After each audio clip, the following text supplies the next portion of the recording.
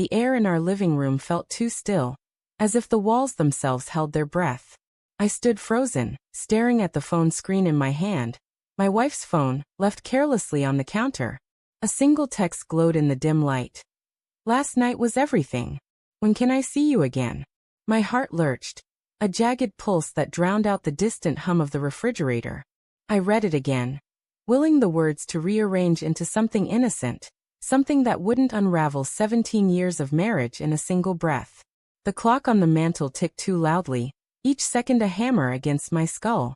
Sarah was upstairs, humming softly in the shower, oblivious to the bomb ticking in my hands. I'd only picked up her phone to check the time. Mine was charging in the bedroom, but the notification had flashed, unprompted, like a confession demanding to be seen. I swiped, expecting a password screen, but it opened. She'd turned off the lock.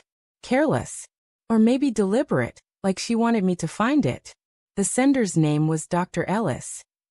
Her therapist. The one she'd been seeing since the divorce scare last spring, when she'd sat me down and said she felt lost in herself. I'd nodded, supportive, desperate to keep her close. Dr. Ellis had suggested she explore her individuality, maybe even open the marriage slightly, to rediscover her spark. I'd laughed it off then, thinking it was just therapist jargon, a passing phase.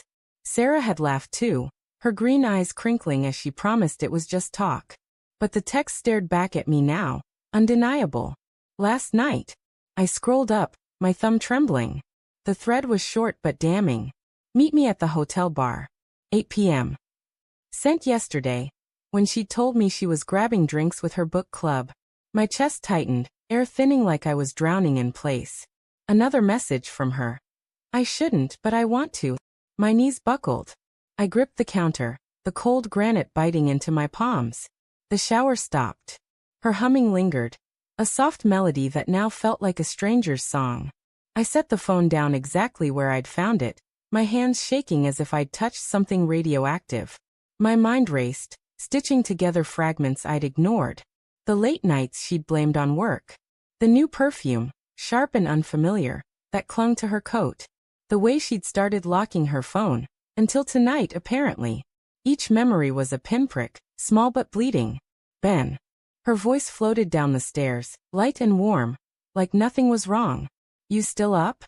I swallowed the bile in my throat. "Yeah," I called back, my voice steady despite the storm inside. "Just grabbing water." She appeared minutes later, wrapped in a towel, her damp hair curling against her shoulders. She looked so familiar, so mine, that for a moment I doubted what I'd seen. Maybe it was a misunderstanding. A friend she'd confided in, mislabeled as Dr. Ellis for privacy. My brain scrambled for excuses, anything to keep the world from tilting. "You okay?" she asked, tilting her head. Her eyes searched mine, and I wondered if she saw the fracture in my gaze. "You look pale." "Just tired," I lied, forcing a smile. "Long day." She nodded, but her fingers lingered on the phone as she picked it up. A fleeting hesitation that sliced through my doubt. She knew. She knew I might have seen it. The air thickened, charged with unspoken questions. "Book club was fun last night?" I asked, keeping my tone casual, testing the waters. Her smile flickered, just for a second. "Oh yeah. Same old gossip. You know how it is." She turned toward the fridge, avoiding my eyes. "Want some tea?" "No thanks." My voice was too sharp, and she glanced back, brow furrowing.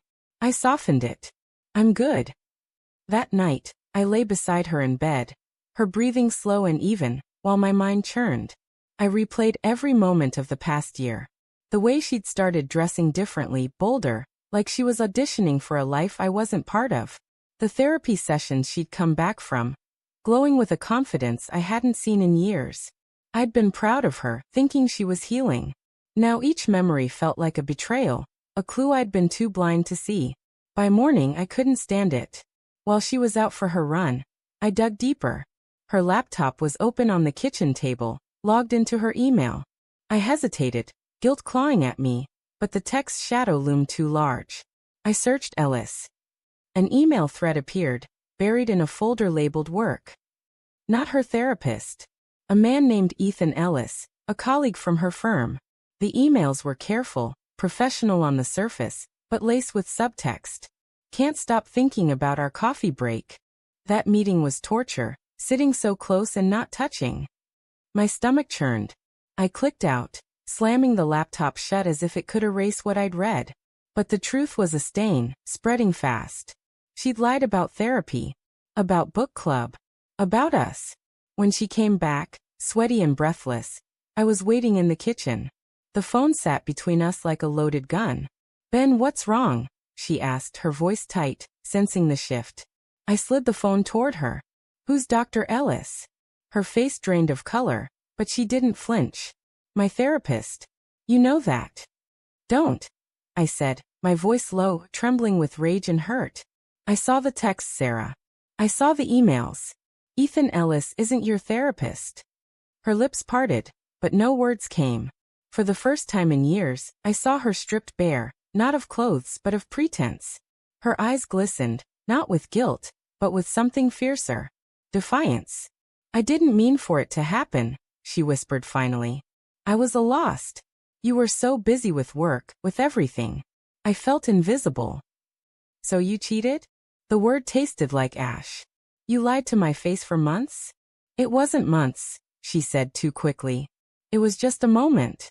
A mistake." "A mistake?" I laughed, bitter and hollow. "You planned it. You met him at a hotel. You wanted it." She flinched, tears spilling now. "I didn't know how to tell you. I still love you, Ben. I just needed to feel alive." Her words were a knife, twisting deeper. I wanted to scream, to shake her, to beg her to take it back. But the truth was out, raw and ugly, and no amount of love could unmake it. "I trusted you," I said, my voice breaking. "I trusted us." She reached for me, but I stepped back, the space between us a chasm. "I'm sorry," she sobbed. "I'll end it. I'll do anything." I stared at her, the woman I'd built my life around, now a stranger wearing her face. The room spun, the walls closing in. I grabbed my keys and walked out, her cries echoing behind me. The driveway was cold, the night air biting, but I kept moving, unsure where I was going, only knowing I couldn't stay. As I drove into the dark, one thought haunted me. She'd wanted to be found. The unlocked phone. The careless lies. She'd wanted me to know, to force her hand. And that hurt more than the betrayal itself, because it meant she'd already let go of us, long before I did.